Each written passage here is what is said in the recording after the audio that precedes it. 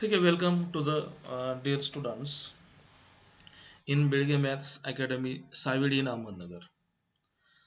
तर विद्यार्थी मित्रांनो, तुम्हाला लॉकडाऊन असल्यामुळे शाळेमध्ये जाऊन तुमच्या आवडत्या शिक्षकांचं जे लेक्चर आहे ते तुम्हाला अटेंड करता येत नाही आणि त्यामुळं तुम्ही ऑनलाईनचा पर्याय स्वीकारलाय. त्यामध्ये बऱ्याचशा त्रुटी आहेत, परंतु मी एक वेगळ्या पद्धतीने तुमच्या समोर हा व्हिडिओ घेऊन येतोय, खास 10वी साठी. आणि आपण फारसं काही न बोलता सरळ अ, जो चॅप्टर आहे त्याला सुरुवात करू. 10वी मध्ये सगळ्यात महत्त्वाचा जो चॅप्टर आहे तो म्हणजे ट्रिग्नोमेट्रिक्स. आणि बऱ्याच मुलांना हा चॅप्टर थोडासा डिफिकल्ट वाटतो, पण ऍक्च्युअल तसा तो डिफिकल्ट नाहीये. त्याचं जर बेसिक कन्सेप्ट व्यवस्थित जर समजून घेतले तर हा चॅप्टर अतिशय सोपा आहे. ठीक आहे. तर आपण क्रमाक्रमाने यामध्ये फर्स्ट पॉइंट स्टडी करू, तो म्हणजे trigonometric ratios. In previous standard, we are to study about the trigonometric ratios. What is meant by these trigonometric ratios? Generally, these trigonometric ratios is taken from the right angle triangle.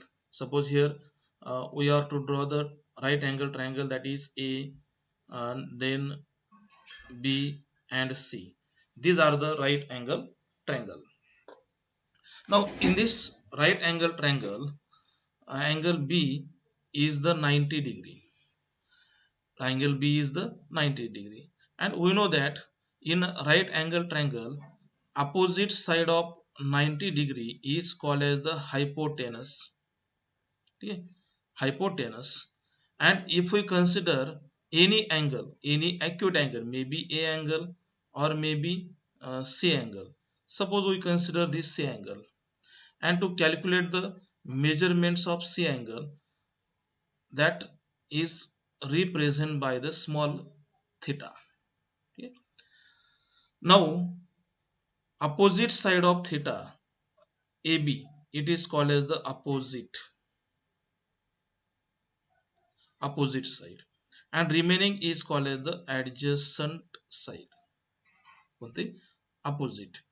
तर या theta समोरची ही एक बाजू opposite झाली. बी च्या समोर जो आहे तो हायपोटेनस आहे आणि रिमेनिंग जे आहे ती कोणती झाली? Adjacent side. मग यामध्ये 3 साइड्स आहेत, ए बी, त्यानंतर ए सी आणि बी सी. ह्या 3 साइड्स मध्ये जे रेशो तयार होतात, ज्या पॉसिबिलिटीज आहेत, तर त्या पॉसिबिलिटीज पासून एक ठराविक रेशो तयार होतात आणि ह्या प्रत्येक रेशोला वेगवेगळी नावं दिलेत. आता यामध्ये फर्स्ट रेशो जो आहे तो आहे साइन थिटा. Sine theta. तर तुम्हाला माहिती आहे sine theta it means opposite side upon hypotenuse. थोडं शॉर्टकट मध्ये हे वर्ड शब्द मी यामध्ये लिहिलेत. Opposite side upon hypotenuse. Opposite side is the AB and hypotenuse is the AC. Okay. Second ratio, that is called as the cos theta. Okay. व्यवस्थित read पहा. Cos theta is the adjacent side upon hypotenuse. शक्यतो मुलांनो, video पाहताना तुम्ही तुमचं book समोर ठेवा, कारण या ठिकाणी मी बुकच्याच प्रिंट यामध्ये लावलेल्या आहेत.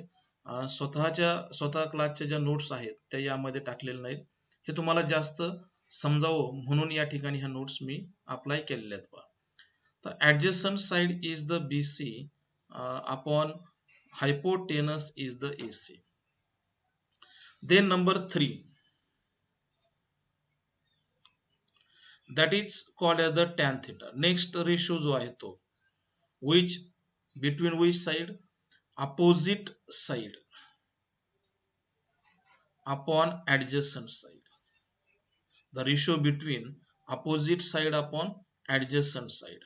So opposite side of this triangle is AB upon adjacent side is the BC. These are the 3 ratios. And number 4, this is the reciprocal of sine theta. Reciprocal म्हणजे त्याचा व्यस्त, म्हणजे काय येईल, cosec. This one is called as the cosec theta, and that will be hypotenuse divided by the opposite side. Hypotenuse divided by the opposite side. ठीक आहे. तर हे थोडस पेज मी बाजूला घेतो पहा, म्हणजे तुमच्या अजूनही लक्षात येईल. ठीक आहे.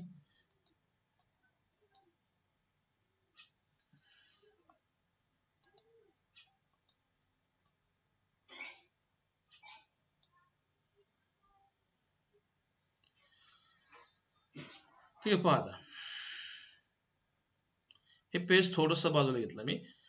Cosec theta and cosec theta is the hypotenuse. Cosec theta is the hypotenuse. Hypotenuse is the AC. Upon opposite side is the AB. म्हणजे साइन थिटाचा रेसिप्रोकल काय आहे, कोसेक थिटा आहे. नंबर 5. मग यावरून नंबर 5 परत एकदा पाहू आपण. नंबर 5 मध्ये काय येईल, तर sec theta, reciprocal of cos theta. So hypotenuse upon adjacent side.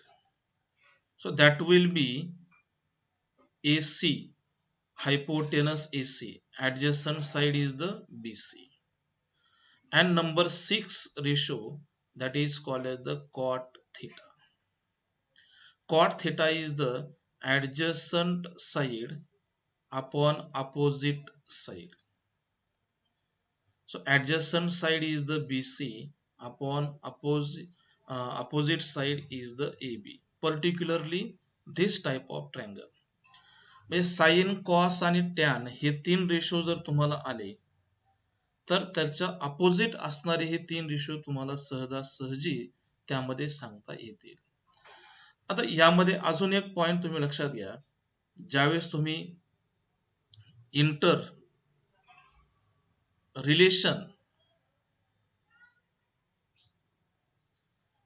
Relation पाहताल, त्यावेळेस तुमच्या एक गोष्ट लक्षात येईल.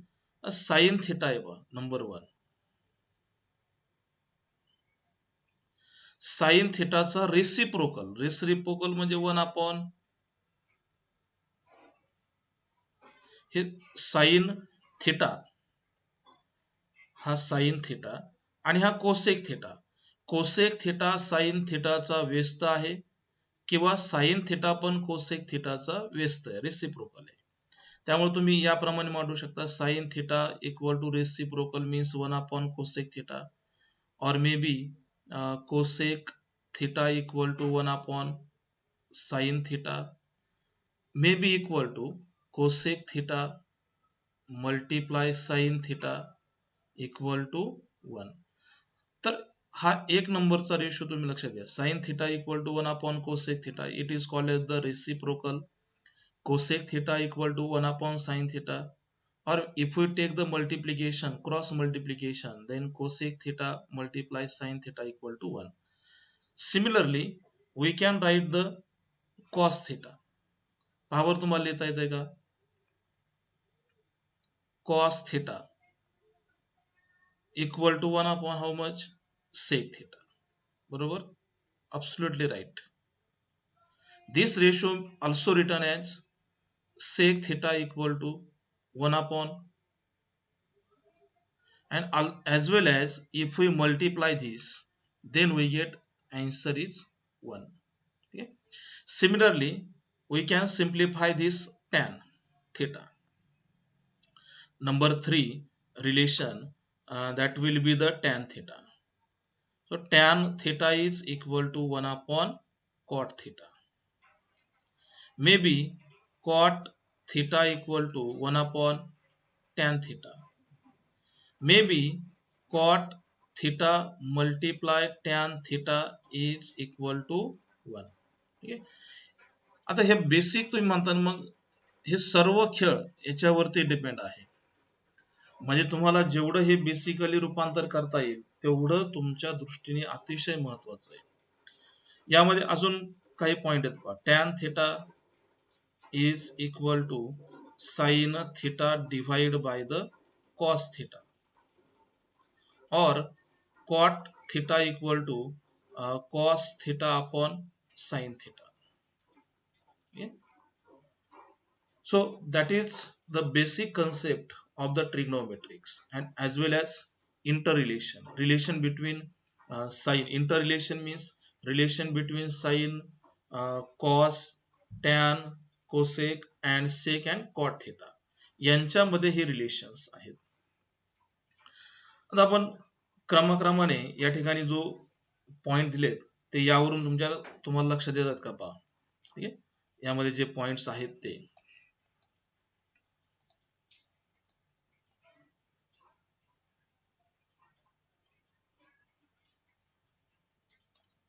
ठीक आहे पहा. Now say this let's recall. हे कशावर डिपेंड आहे तर आता जे आपण बेसिक हे जे कन्सेप्ट घेतलेत त्याच्यावरती हा फर्स्ट क्वेश्चन डिपेंड आहे. ओके, हा first question. Now see this triangle. In this triangle A, B and C. A, B, C and B is the right angle triangle. So we know that in a right angle triangle, this side will be opposite. It is called as the hypotenuse. This side is the opposite side and it will be the adjacent side. So sin theta, relation of sin theta is which relation? Opposite side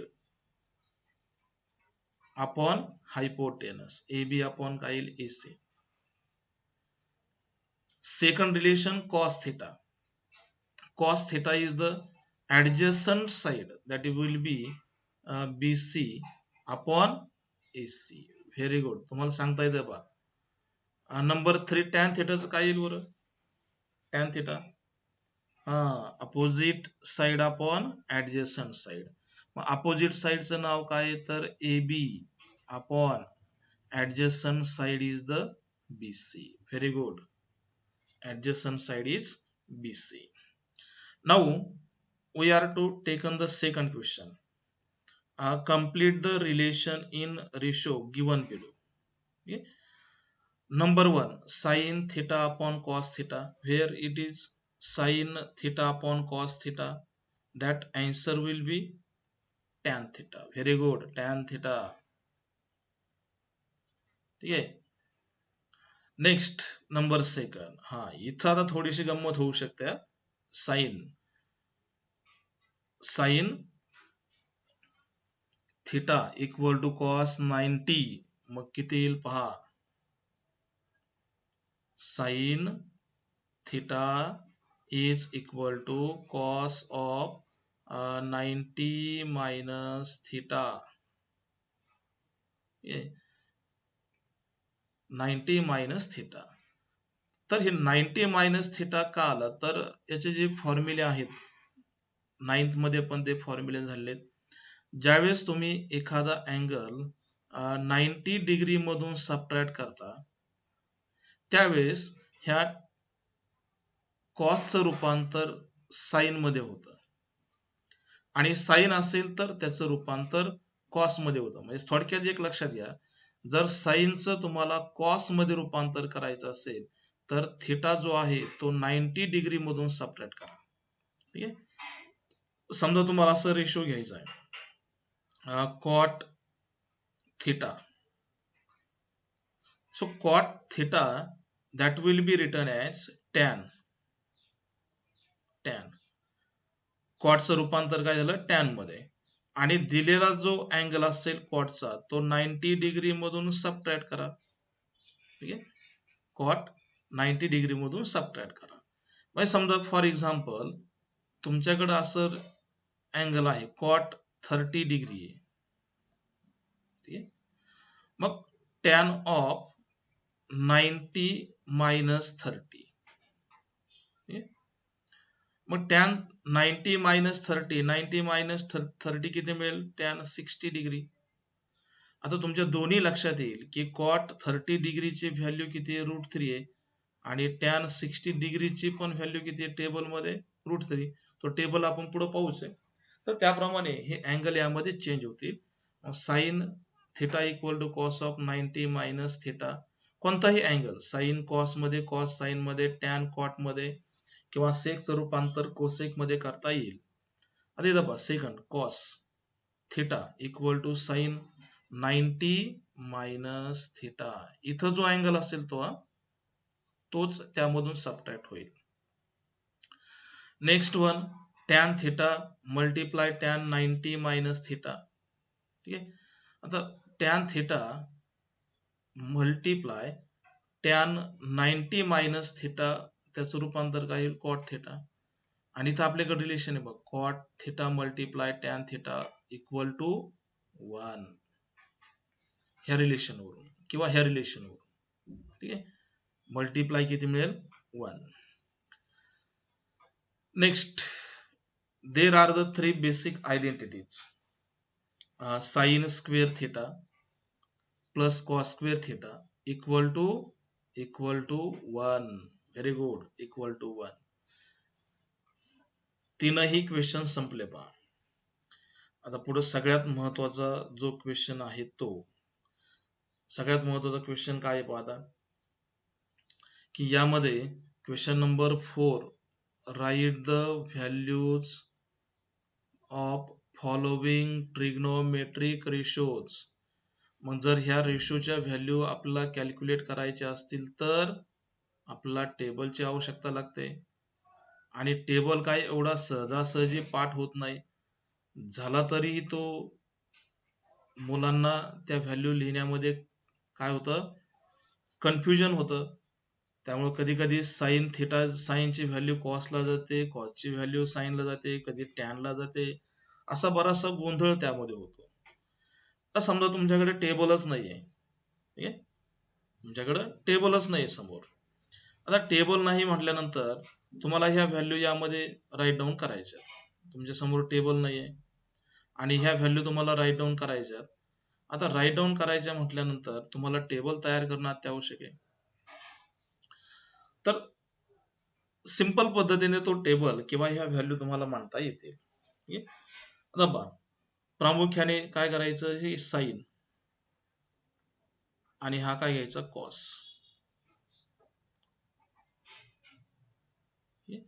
या ठिकाणी 0 degree, 30 degree, 45 degree, 60 degree आणि ratio काय असेल 90 degree असेल.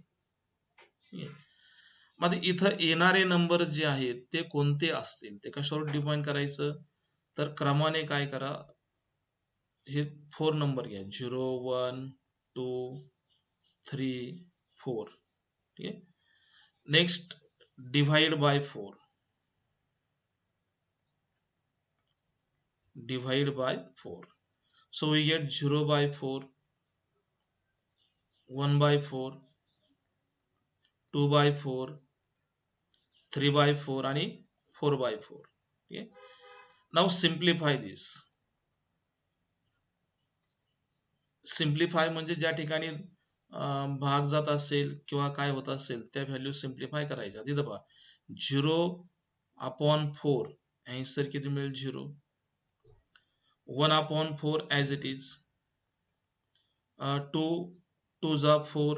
So next simplification 1/2. 3/4 as it is, there is no change. And 4/4 division is 1. Then taking the square root, काय करायचं square root. Square root of the 0, 0चं square root, 1/4चं, 1/2चं, √3/2 आणि √1. 0 square root of 0 is 0. 1/4 square root is 1/2, 1/√2, then √3/2 आणि √1. आणि हे जे 4 नंबर्स येतील ते क्रमाने इथं लिहा, 0, 1/2, 1/√2, √3/2 आणि 1.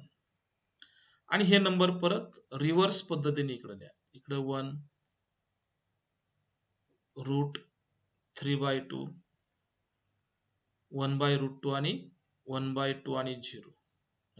सो हे दोन व्हॅल्यू जरी माहित असतील तर तुम्हाला बाकीच्या सर्व व्हॅल्यू कॅल्क्युलेट करता येतात.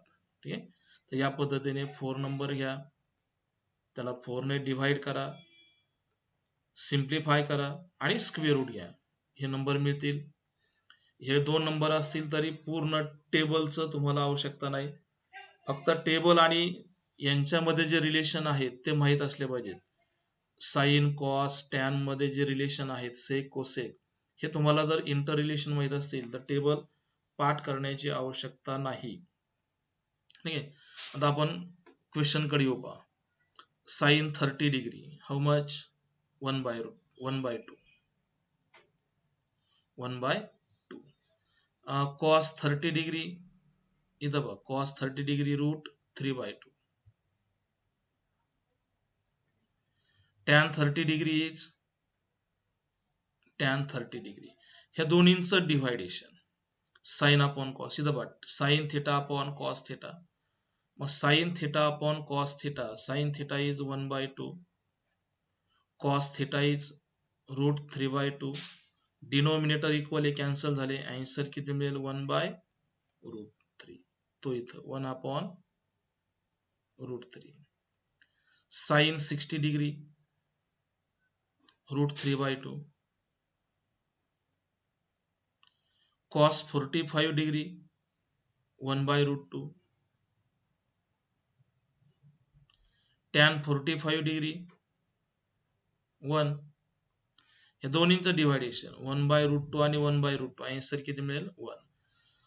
तर मुलांनो, एवढं जरी तुम्ही परफेक्ट झालं बऱ्याच पैकी, म्हणजे रेशो, इंटर रिलेशन आणि हा टेबल कसा तयार करायचा जरी तुमच्या पाठ नसेल, ह्या दोन व्हॅल्यू जरी माहित असतील, साइन थिटा आणि कॉस थिटा, तरी तुम्हाला संपूर्ण जो टेबल आहे तो संपूर्ण टेबल तुम्हाला यामध्ये काढता येऊ शकतो. आणि तुम्ही कोणत्याही ट्रिग्नोमेट्रिक फंक्शनचं आन्सर, त्या अँगलचा आन्सर लिहू शकता. ठीक आहे. सो नेक्स्ट पार्ट, आता आपण पुढच्या पार्ट कडे जाऊ. ऍक्च्युअली आता 10वी मध्ये काय आहे ते. Let's learn cosec, sec and cot ratio. तर याच्यामध्ये प्रामुख्याने तुम्ही ही गोष्ट मात्र कायम लक्षात ठेवा, कोसेक जो आहे, कोसेक म्हणजे 1/sin. ठीक आहे. सेक मीन्स 1/cos आणि कॉट इज द 1/tan. जर हे रिलेशन माहित असेल तर साइन, कॉस आणि टॅनच्या ज्या काही प्रॉपर्टीज असतील त्या फक्त रेसिप्रोकल करायच्या, म्हणजे तुम्हाला हे इझिली यामध्ये मिळेल. ठीक आहे.